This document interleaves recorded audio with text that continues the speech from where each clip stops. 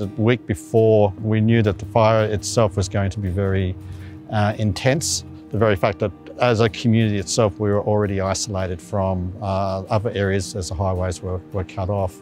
On the actual day itself, we got the text message at 6 a.m. in the morning to evacuate, and we drove into the actual evacuation centre itself and worked the day as the disaster chaplain.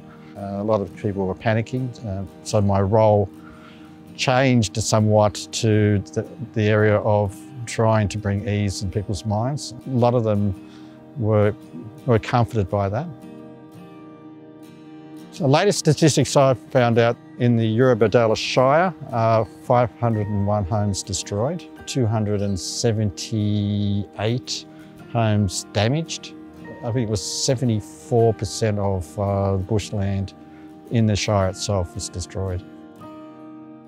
As a church, we started off by putting together a working team with recovery of the area. It started off with just immediate small group of people who had lost their homes that we were caring for.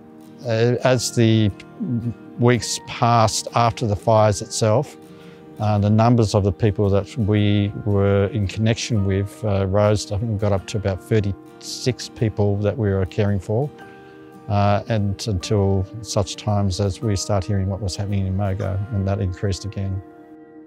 About a week after the fires went through, we had a visit from Ian Ortman and Graham McWhirter and Kelly Crawford to see what the fires had done in our community. And we needed support of the Baptist Association because it was starting to get to a point where it was out of hand.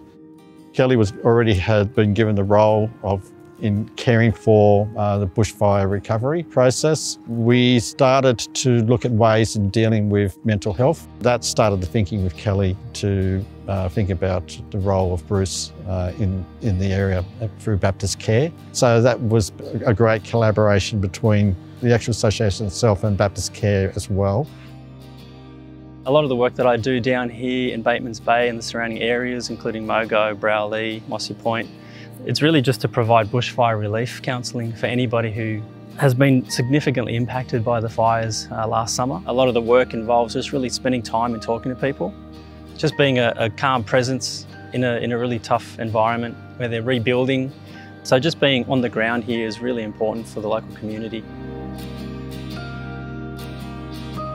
BaptistCare has contributed so much, not only financially, but also with assistance with a vehicle. They put on loan to the church down here that we can actually use to get around the area, not only to see clients, but also to go out to their homes. The responses we're actually getting from people have always been very positive. We've received a card from a young family who essentially his house was so damaged they couldn't live back into it, but they're overwhelmed by the support. We have a shipping container as well with the resources from that. People coming in and just so grateful for the opportunity to regain something that they've lost. It was very difficult at first, driving through the area, seeing the devastation, seeing the burnt out trees and no greenery at all.